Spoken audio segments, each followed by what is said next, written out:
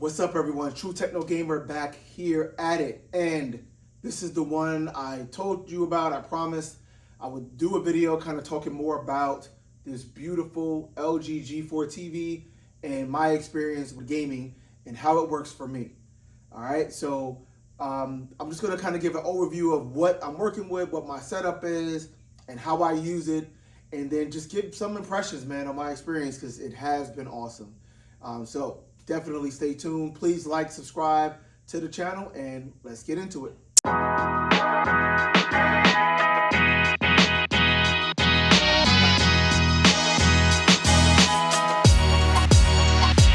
All right, so here it is, beautiful 97-inch LG G4. Again, probably can't see it on the camera, but just beautiful colors, clarity. It's awesome. Of course, right now I'm running PS5 Pro on this thing. So let me start there and just talk about what I am working with and kind of how I've been using this for gaming, okay? So around the same time I got this TV, I had just got a PS5 Pro. And so it really, the two kind of coincided. So a lot of my experience with gaming, it's hard to tell exactly which one, in isolation is contributing to my increased enjoyment, because there definitely is increased enjoyment. Some cases it's probably just the TV and the overall image quality and the size and immersion, and in some cases it's just the performance of the Pro itself, which is also pretty awesome. So I have not at all used my PC for gaming on this thing, and obviously can handle that. I have multiple PCs in my office space. Again, I work in PC gaming and have been for a while, so I have a bunch of systems and different setups and cards. I keep that in the desktop, man, and that's kind of intentional, right? So before, a lot of people have already said, and probably will say in the comments, oh, you need to throw a PC on there, it'll be so much better, blah blah blah. And my answer is no, it won't. Right? Not in this space, not for the use case that I have, right? What I mean by that, well, for one, as I've shown you guys, my space is pretty curated to be clean, quiet, relatively cool, temperature controlled. I have lighting control here, right? I can turn the lights off. I can dim the lights, to basically near off, to all the way bright, whatever. I have various other lights, RGB lights and stuff like that. But this is a curated space. Sitting from my main sitting position, it's a very clean look. There's no wires for the TV. There's no wires from the speakers. I mean, you can see a little bit of my speaker cable wires on the side there, but it's pretty clean. That would not be the case if I brought down my gaming PC down here. First of all, the gaming PC obviously can't fit in this console. This space, as I've set it up, is, around everything fitting in this console. Again, keeping that clean look and kind of like that, holistic look and symmetrical look. PC case can't do that. A. B, people, just throw it on the floor. Well, if I throw it on the floor, not only would it just kind of kill the aesthetic look, now I have all little wires coming out of the, the tower, and that won't look great. Also, and I have a system upstairs with the AMD Threadripper 24-core CPU, 4090, GPU, 128 gigs of RAM, etc., right? Look, every time I turn on that system in my office, okay, it is blasting loud. I mean, like, my wife can hear it with my office door closed. Like, it's super loud. So that won't be a good look down here. And it also generates a ton of heat. I'm talking, this is not exaggeration, I literally turn that system on sometimes just to heat up my office sometimes, like now in the winter time, because it literally can generate that much heat. And especially with the door closed, it's jarring coming from outside of my office to inside. It's like, whoa, it's like I have a space heater in there, no exaggeration. It's just not aesthetically fitting for what this space is supposed to be at all, okay? So it's not even a thought that I would bring that down here. But for me, and then what this kind of space is, the console gaming experience is much preferred. And the console game, it's hardware works better, integrates better into a consumer electronics, dense setup like this. That's what they're for. That's what a console is for. All right, it's a dedicated gaming machine designed for a living room, designed for consumer electronics. So the interoperability across everything, I can literally come down here, press a single button on my PlayStation controller, and everything I have 3 amplifiers, processor, power conditioner, you name it, my TV. Everything turns on, goes to the right input via all the HDMI, CC stuff. It just works. It just works, right? And I'm in there in my game within 20 seconds, like seriously. That experience can't be replicated at all, right, on the PC. Again, clean, plop down, relax, beep, done, right? So that's the experience I wanted to get down here. That's what I enjoy. I'm just putting it out there. It's not just about the technical specs and technologies and frame rates and blah, blah, blah. But just the experience, that's what I'm looking for. So to that point, what is the experience like and, how has it been? I've been going back in and playing, in some cases replaying some games, doing my second playthrough in a lot of games that I just hadn't. And I mean, it's weird because there was a point where just before playing on the base PS5, playing it in my other TV or whatever, some games felt like a chore for me to get through. It's kind of hard. It's weird, right? Like I enjoyed, a number of games. I remember I was playing like Final Fantasy 16 a lot, which I actually enjoy. I know that game is pretty divisive, but I really enjoyed it.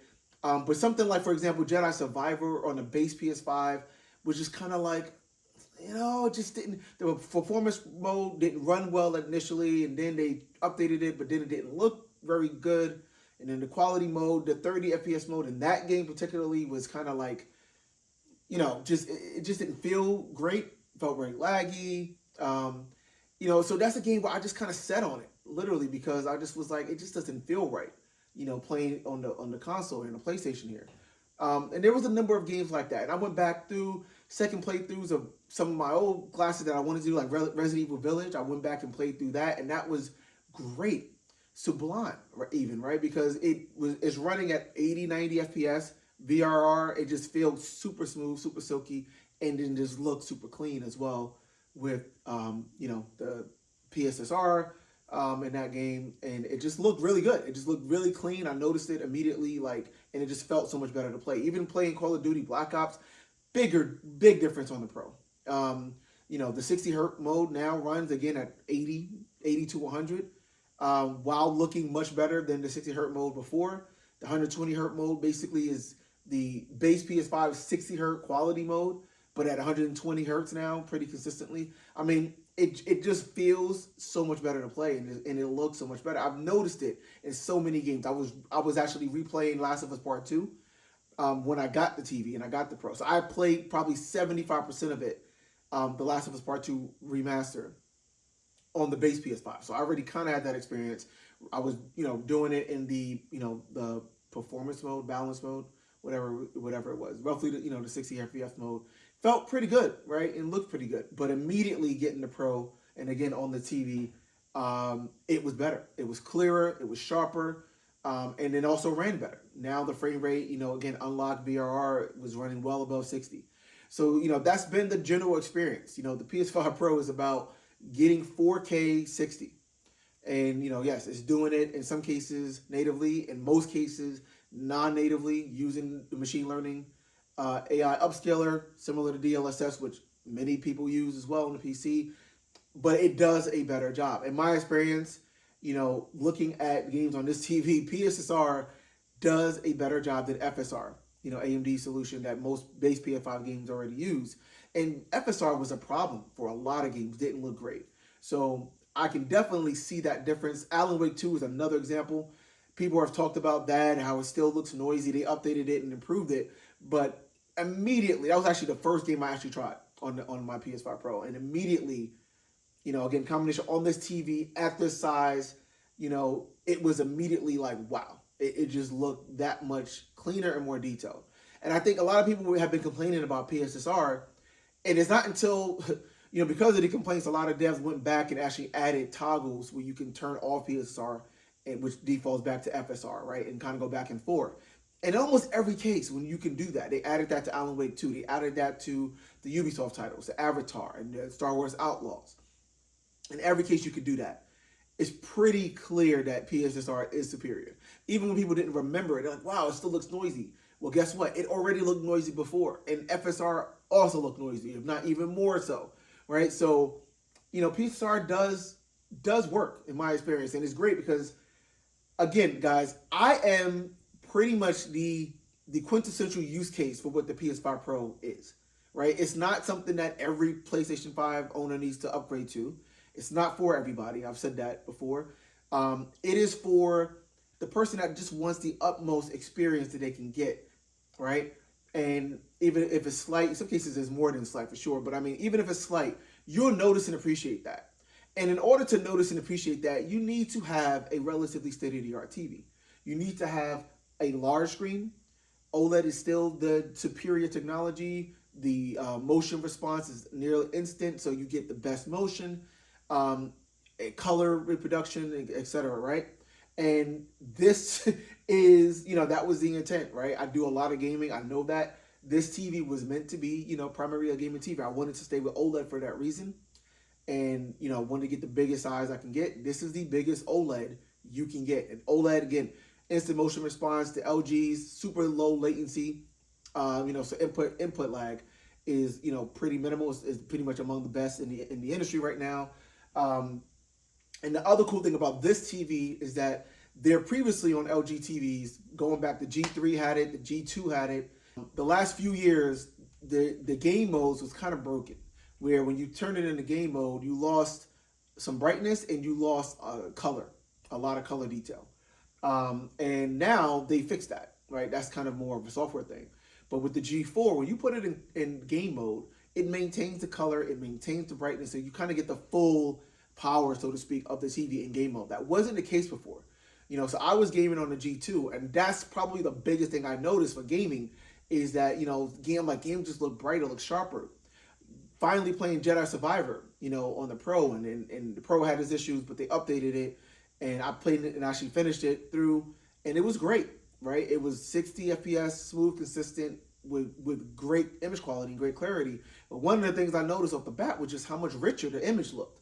And part of that, again, is the TV and the game mode just being better. Part of that, of course, was the Pro and what it was doing. It runs at over twice the resolution of the base PS5 while running faster, while adding and retaining the ray tracing technology in performance mode, et cetera, et cetera. So these two things, man, are just combining to really, really enhance, my TV experience. And again, I would never recommend the Pro if you don't have a relatively, state-of-the-art TV that has 120 hertz mode support, that has VRR, because a lot of the advantages, the performance advantages on the Pro, you might not see if you're running on a non-120 hertz and non-VR display, because it's going to just lock the frame rate at 30 or 60, which is probably already the case on the base PS5, right? When you unlock the frame rate, now the Pro can push higher and can push beyond, and that's where you can see, like, oh, wow. Like I said, Call of Duty is actually hitting 100 FPS in its quality mode, whereas the base PS5 is 60 FPS with lower settings, right? And locked at 60 FPS. That unlocked VR mode is only available on the Pro in that game, for example. There's a lot of situations like that where, you can see the Pro pushing well beyond from a performance standpoint, and then while also having a much sharper looking image. It's just really cool. It's a win-win, man. And honestly, like I said, I have never, it's hard to explain, but I just want to play games more. And when I get into playing games, it's harder for me to put it down. I can't, it's just more enjoyable. And it's a combination of, again, the image, the size, getting that extra immersion. The size, of course, is noticeable. In my space, I have pretty dialed in. I'm sitting about, depending on, sometimes I sit up in the chair when I'm gaming, especially. If I'm laid all the way back in the chair, my seat is like at most about 11 feet back. And when I sit up in it, it can be 10, actually a little bit under 10. That range, if you look at all the charts out there, that's the ideal sweet spot for a 97-inch TV to give you what, like, the THX recommended 40-degree, field of view for maximum immersion. Or, you don't want to get too crazy, because then you have to move your eyes and start straightening your eyes and your head to see the screen. So, people do it, of course, and people will be at this distance with a 150-inch projector, of course. But this is the sweet spot. It's a nice size where everything is nice and big, and the field of view is pretty much maximized to what THX recommends for even commercial cinemas. But it's not fatiguing, it's not exhausting. So I get that. Every time I'm on it, I'm like, man, I'm playing these games, at near 100 inches. It's just awesome. While, again, having the image quality and performance that the Pro is able to give in this space. It really, is a pretty superior experience, holistically.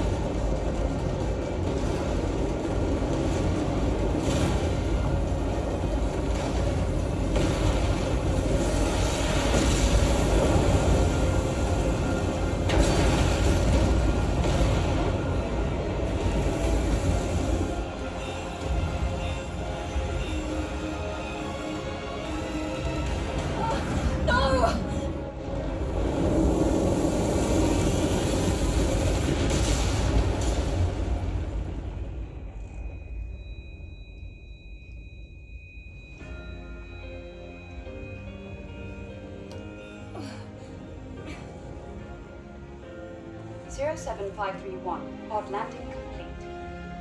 Removing physical shield. Opening hatch.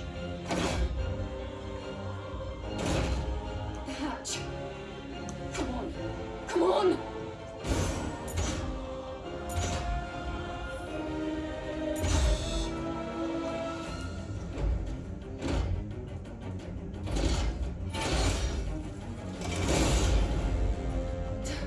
Tacky.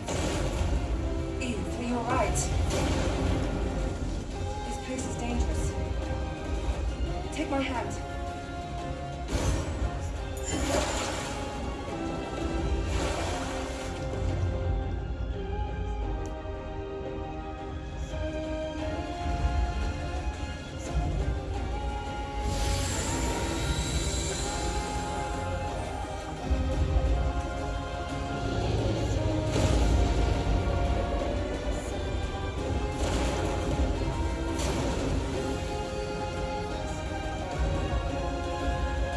This way to the building. You take the left. I'll take care of this side.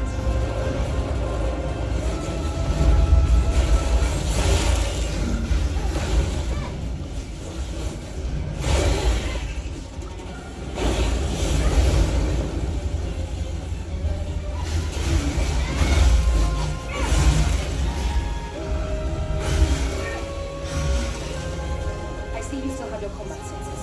Great. Coordinates? The rendezvous point is at 2 o'clock, 400 meters in front of us.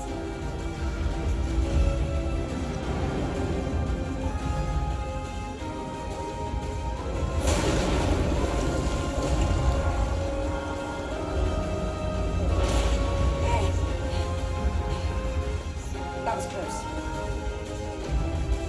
Come here. Careful with your jump.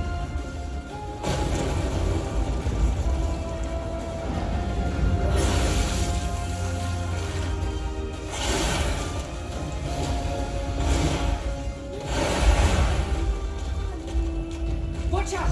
It's an unlisted native. I'll handle this one.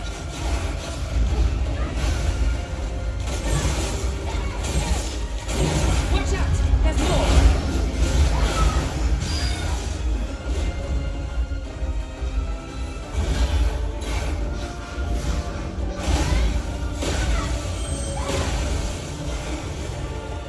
Great, let's go.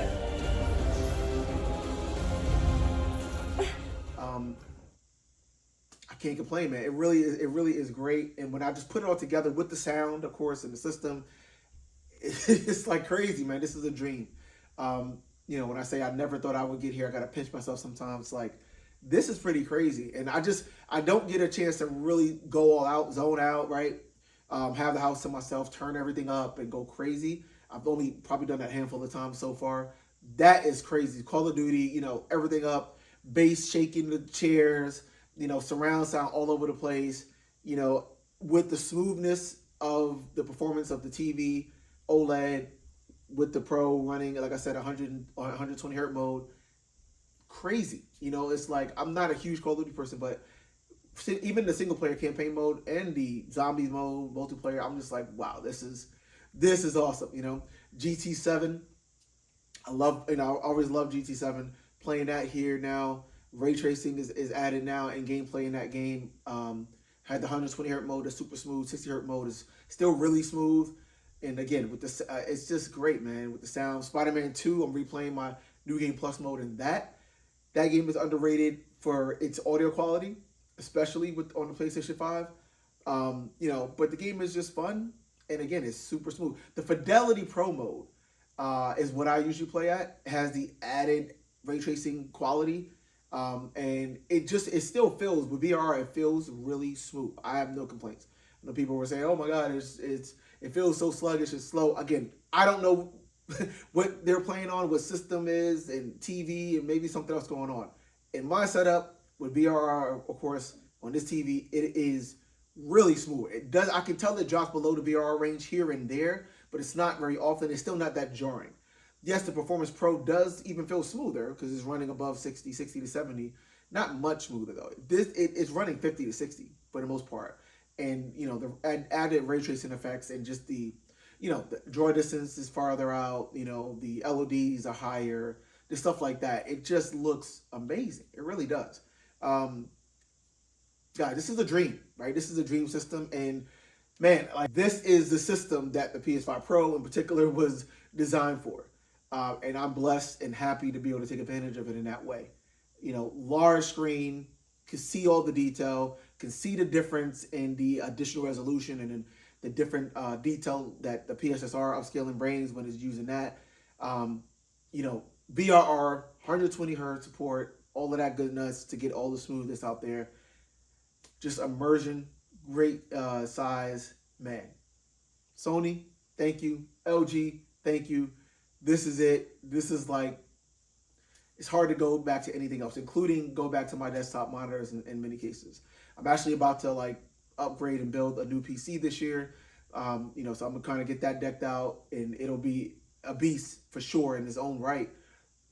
But it's not a 100-inch screen, right? It's not going to be, and it's not hooked up to this kind of audio system. So this will still be my premier way to game for sure. That's all for now. Let me know if that was helpful for you guys. True Techno Gamer here, enjoying his blessings, and game on. I'll talk to you guys later. Thanks.